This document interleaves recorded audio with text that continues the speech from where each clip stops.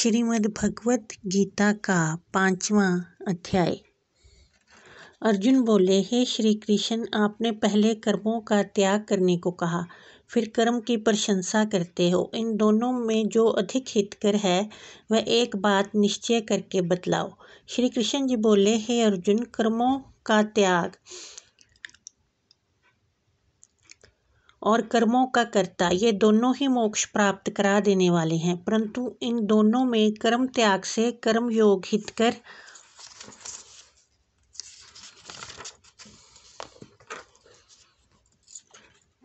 हितकर है। जो किसी से द्वेष नहीं रखता, ना किसी पदार्थ की इच्छा ही करता है, वही नित्य सन्यासी है। सन्यास और योग को मूर्ख लोग ही अलग अलग कहते हैं। जो इन दोनों में से एक में भी अच्छी तरह स्थित हो जाता है, उसको दोनों का ही फल प्राप्त होता है। ज्ञान योगियों को जो स्थान मिलता है, वही स्थान कर्म योगियों को भी प्राप्त होता है। हे महाबाहो, कर्म योग के बिन संन्यास का प्राप्त होना दुष्कर है। कर्म करने वाले मुनिजनों को ब्रह्म प्राप्त होने में विलंब नहीं लगता। कर्म योग युक्त शुद्ध अंतःकरण वाला, मन तथा इंद्रियों को जीतने वाला, संपूर्ण प्राणियों में अपनी आत्माओं को देखने वाला, कर्म करता हुआ भी कर्म फल में लिप्त नहीं होता। योग युक्त तत्ववेत्ता पुरुष देखते हैं, सुनते हैं, स्पर्श करते हैं, सूंघते हैं, खाते हैं, चलते हैं, श्वास लेते हैं, तो भी ये नहीं मानते कि मैं कुछ भी नहीं करता। वह बोलते हैं, त्यागते हैं, ग्रहण करते हैं, मूंदते हैं, परंतु यही मानते हैं कि मैं कुछ भी नहीं करता, और ये मन में धारण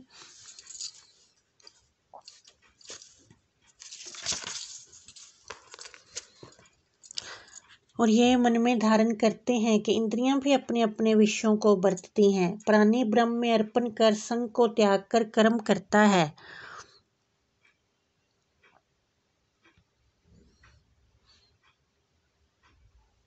वह पाप में इस प्रकार लिप्त नहीं होता जैसे कि कमल पत्र पर जल नहीं ठहरता।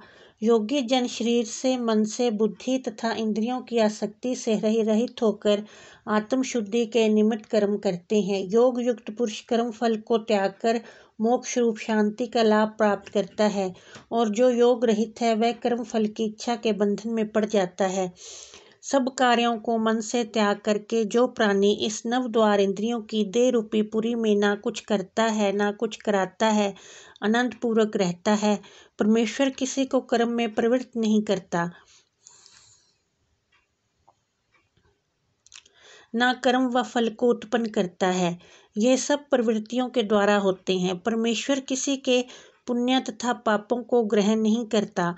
ज्ञान जो अज्ञान से आच्छादित है, उससे जीव मोक्ष को प्राप्त होते हैं, परंतु आत्मज्ञान के द्वारा जिसका अज्ञान नष्ट हो गया है, उसका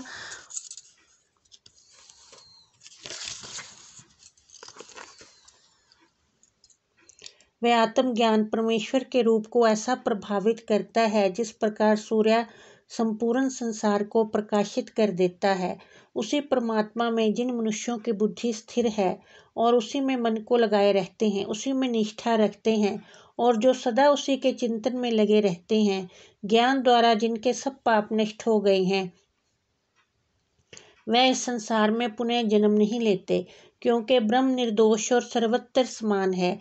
इसलिए वह ब्रह्म को प्राप्त हो जाते हैं। जो प्रिय पदार्थ को पाकर प्रसन्न और अप्रिय पदार्थ को पाकर खिन्न नहीं होते हैं, ऐसे स्थिर बुद्धि वाले मोह रहित ब्रह्मवेत्ता को ब्रह्म में स्थिर जानो।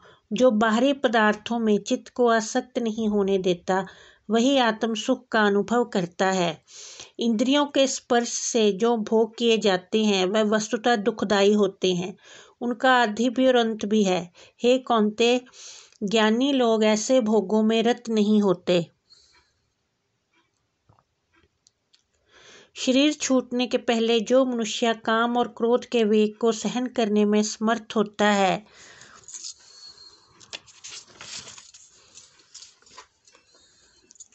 वह योगी और सच्चा सुखी है। जो योगी आत्म सुख से सुखी, अंतरात्मा के आनंद से आनंदित और अंतर ज्योति से ही प्रकाशित है, वह ब्रह्म रूप होकर ब्रह्म निर्वाण को प्राप्त होता है। काम तथा क्रोध जिनमें नहीं है, मन के वेग को जिसने रोक लिया है, ऐसे आत्मज्ञानी योगियों को ब्रह्म निर्वाण सहज ही प्राप्त हो जाता है। बाहरी पदार्थों के संयोग से अलग रहकर दोनों बाहों के बीच में दृष्टि लगाकर नासिका के भीतर चलने वाली प्राण वायु तथा अपान वायु को सम करके इंद्रियों, मन और बुद्धि को वश में करके इच्छा, भय तथा क्रोध को त्याग कर मोह की इच्छा करने वाले योगी जन जीवन मुक्त हैं। जो मुझको सब यज्ञों और तपों का भोक्ता, संपूर्ण लोकों का स्वामी और सब प्राणियों को मित्र जानते हैं, उन्हीं को शांति प्राप्त होती है। श्रीमद् भगवत गीता का 5वां अध्याय समाप्त। बोलो कृष्ण जी महाराज की जय।